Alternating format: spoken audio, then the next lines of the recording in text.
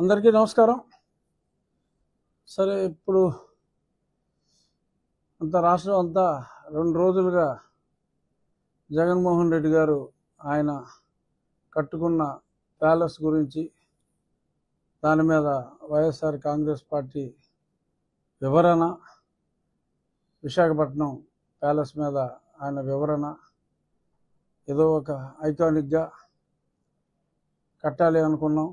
ఆ తర్వాత మరి కొంతమంది అధికారులు మరి విశాఖ రాజధానిగా అనుకున్నప్పుడు మరి అధికారులు ఈయన ఇక్కడ ఇల్లు వచ్చిన ఆఫీసు ఉంటే చాలా బాగుంటుందని సూచించారట.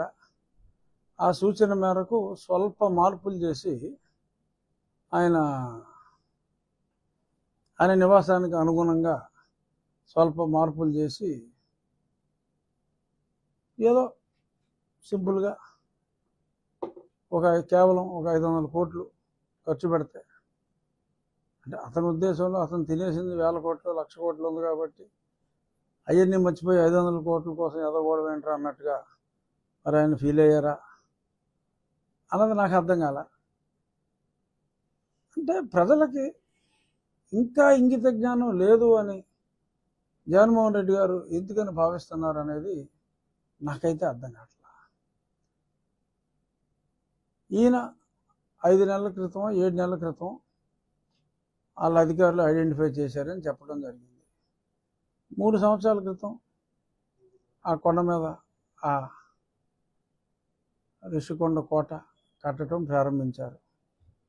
అది అందరికీ తెలుసు. నేను సుమారు 2 సంవత్సరాల క్రితం ఒక బ్లాకు జగన్మోహన్ రెడ్డి ఇంటి బ్లాకు, ఆ పక్కన సెక్రటరీస్కి ఒక బ్లాకు, సెక్రటరీస్ వీళ్ళందరూ కనీసం ఒక 10-15 మంది సెక్రటరీలు ఓవర్ నైట్ స్టేక్ కానీ కపుల్ ఆఫ్ డేస్ స్టేక్ కానీ ఇంకొక బ్లాక్ అని చెప్పి ఇప్పుడు 2 ఏళ్ల క్రితమే నేను చెప్పా. అది రికార్డు ఉంటుంది. 2 ఏళ్ల క్రితమే నేను ఏ బ్లాక్ దేనికోసం కట్టాడు, ఈ విజయనగరం బ్లాకు, గజపతి నగరం బ్లాకు, కళింగ బ్లాక్, ఇవన్నీ తొక్కలో కవర్లు. అతను ఇల్లు కట్టుకుంటున్నాడు, ఇంటి దగ్గర ఒక ఆఫీస్ కూడా పెద్ద ఆఫీస్ పెట్టుకుంటున్నాడు. ఎలా అయితే తాడేపల్లి కొంప పక్కన ఉన్న ఆఫీస్ నడుపుకుంటూ సెక్రటేరియట్కి వెళ్లకుండా ఎలా కాలక్షేపం చేస్తున్నాడు, విశాఖ రాజధాని అని చెప్పి అలాగే కాలక్షేపం చేయబోతున్నాడు అని చెప్పి నాకు ఎప్పుడో తెలుసు ఈ విషయం. ఆ విషయాన్ని నేను అప్పుడే చెప్పడం జరిగింది. మరి ఇలాంటివి మరి ప్రజలకు తెలియదు అనుకుంటారు, ఏమనుకుంటారు.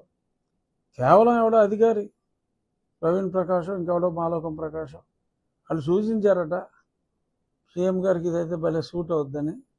అందుకని అప్పటికప్పుడు మార్పులు చేసి మరి అప్పటికప్పుడు 26 లక్షల కమోడు, 50 లక్షల టబ్బు, బాత్రూము. ఆ బాత్రూమే పేదవాడికి, అంటే నిత్యం పేదవాడి తరఫున పెత్తందారులతో పోరాడే జగన్మోహన్ రెడ్డికి మరి ఆ పేదవాడి 2 పేదల ఇల్లు సైజు కన్నా పెద్ద బాత్రూము, ఆ కమోడ్ ఖరీదు ఒక 12 పేదవాడి ఇళ్ళ ఖరీదు అయిన కమోడు. అంటే ఇవన్నీ ఆయనకి చచ్చినంత డబ్బు ఉంది. జగన్మోహన్ రెడ్డి గారు ఏదో బీచ్లో సైట్ కొనుక్కుని ఆయన 500 ఎట్టు కట్టుకున్నా కూడా ఎవరో బాధపడ్డాం. కానీ పాపం ఆయన అనుకున్నది ఏంటంటే రాబోయే 20 సంవత్సరాలు ఆయనే ముఖ్యమంత్రిగా ఆయన అనుకున్నాడు. అనుకుని ఆ మాత్రం ఖర్చు మనకెందుకు అని చెప్పి ప్రభుత్వం ఖర్చుతోటే ఆయన కట్టించుకున్నాడు. బట్ ప్రజలు తింగరోళ్ళు కాదు. ఆ ప్రజలకి సరే అందరూ కూడా చెప్పారు. నేను కాస్త ముందు చెప్పా, ఎందుకంటే ముందుగా ఇతని గురించి గ్రహించింది నేను కాబట్టి. ఓ 4 ఏళ్ల క్రితం నేను ప్రతిరోజు అతని గురించి మాట్లాడటం, ప్రజలందరికీ చేస్తున్నవన్నీ చెప్పటం, ఇవన్నీ కూడా జరిగినాయి.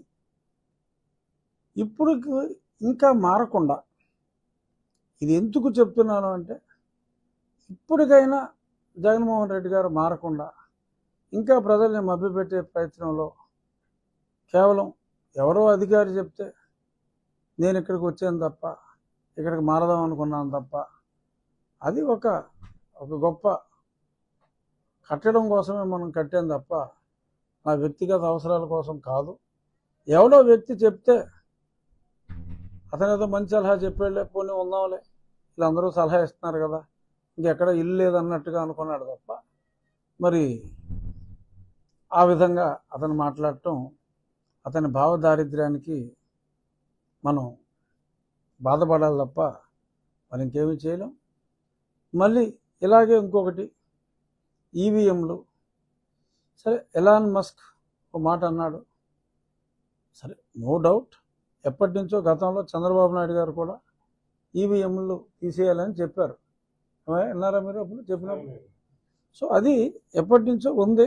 అభివృద్ధి చెందిన దేశాల్లో ఈవీఎంలు వాడరు. బట్ ఏ అభివృద్ధి చెందిన దేశమైనా కూడా, అంత అమెరికా లాంటి పెద్ద దేశమైనా కూడా అక్కడ 25 కోట్లే జనాభా, మనకు 140 కోట్ల జనాభా. సో అంచేత కన్స్ట్రెయింట్స్ ఉన్నాయి. నేను పార్లమెంటరీ కమిటీలో ఉన్నప్పుడు ఈ ఎలక్షన్ కమిటీ కూడా మా పరివిలోనే ఉండేది, ఆ పరివిలో ఉండేది. మేము అన్నీ కనుక్కున్నాం. మనం వాడే సిస్టంలో 1-2 మిషన్లు అంటే ఏమో, any electronic machine is susceptible అని గతంలో మా పార్టీ అధ్యక్షులు అన్నారు, చాలామంది అన్నారు. బట్ ఇన్ని లక్షల సంఖ్యలో ఉన్న ఈవీఎంని మేనేజ్ చేయటం అనేది అది జరగని పని. మరి ఈయన తన ఓటమిని ఇంకా అంగీకరించలేక, ప్రజలు తనని దారుణంగా తిరస్కరించారు అని పాపం నమ్మలేక ఆయన ఓపెన్ చేయమ్మకట్టాను. ప్రజలు తిరస్కరించారు అనే పచ్చి నిజాన్ని జీర్ణించుకోలేక ఈ రకంగా మరొక భావదారిద్ర్యానికి ఆయన పాల్పడటం దురదృష్టం. ఓటమిని అంగీకరించడంలో గౌరవం ఉంది. You should have accepted, yes,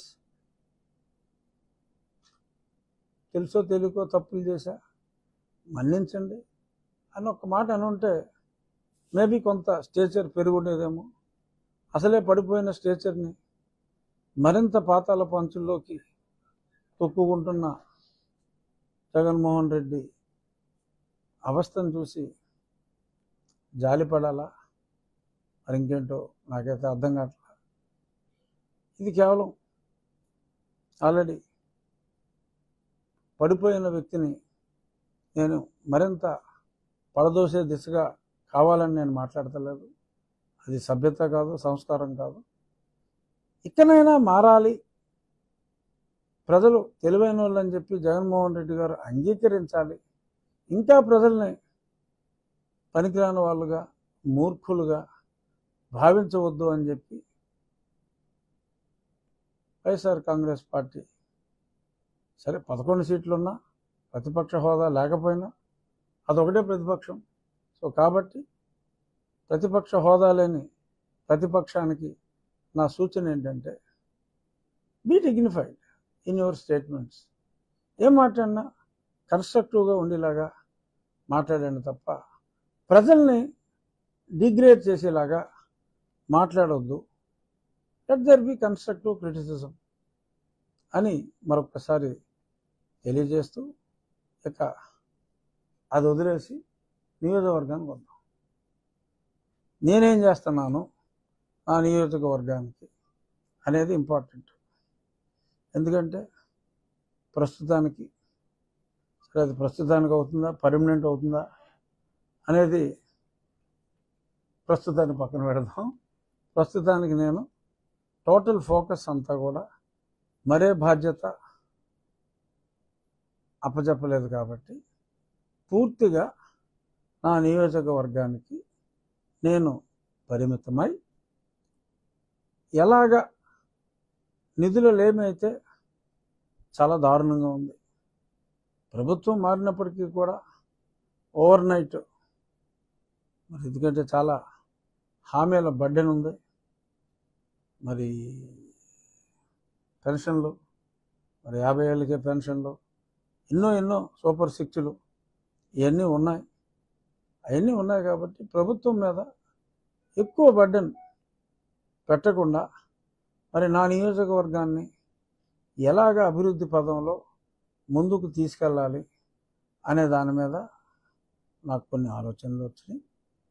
నేను జిల్లా కలెక్టర్ గారు, మా జిల్లా కలెక్టర్ గారితో, మన జిల్లా కలెక్టర్ గారితో, ప్రెస్ మీట్ ఎక్కడ కాబట్టి మన జిల్లా కలెక్టర్ గారు సుమిత్ కుమార్ గాంధీ గారితో చర్చించడం జరిగింది. ఇందులో భాగంగా నేను ఎన్నికల ప్రచారంలో కూడా చెప్పింది డ్రైనేజ్ అండ్ ఇరిగేషన్ సిస్టమ్ పూడిక తీక. అసలు ఉమ్మడి జిల్లాకే గత 5 సంవత్సరాల్లో మరి ఎంత ఇరిగేషన్ సిస్టమ్ ఉంటే 5 కోట్ల రూపాయలు కేటాయించడం జరిగింది. ఉమ్మడి జిల్లాకి గత ప్రభుత్వ హయాంలో కేవలం 5 కోట్ల రూపాయలు కేటాయించడం జరిగింది. అంటే ఏ ఒక్క పని, ఒక చిన్న పార కూడా కెనాల్లో వాళ్ళు పెట్టిన పాపాన పోల. అక్కడక్కడ గ్రామస్తులే కొన్ని పనులు చేసుకున్నారు. మరి ఎప్పుడైనా మరి కాంట్రాక్టర్ని పిలిస్తే కాంట్రాక్టర్కి మరి జిఎస్టీలు ఉంటాయి, కాంట్రాక్టర్కి మార్జిన్ ఉంటుంది, కాంట్రాక్టర్కి డబ్బులు రావు. కాబట్టి ఒక సంవత్సరం అయినా ఆ వర్క్ కాస్ట్లో ఒక 20% మరి వాళ్ళు ₹2 వడ్డీకి తెచ్చుకుంటారు. కాబట్టి ఒక 20% అది. దీనివల్ల ₹1 పనికి 2.5 ప్రభుత్వ ఖజానాకి అయ్యే పరిస్థితి. మరి ఇవన్నిటిని అధిగమిస్తూ మరి మాటిచ్చిన ప్రజలకి వాగ్దానం నిలబెట్టుకోవాలి. అలాగే వాగ్దానం అనే కాకుండా మరి ప్రజల ముందు తలెత్తుకోవాలి అంటే చెప్పింది ఎలాగైనా సరే చేయాలి అనే దృక్పథంతో మరి కలెక్టర్ గారితో ఒక ఆలోచన చేసి ఉండి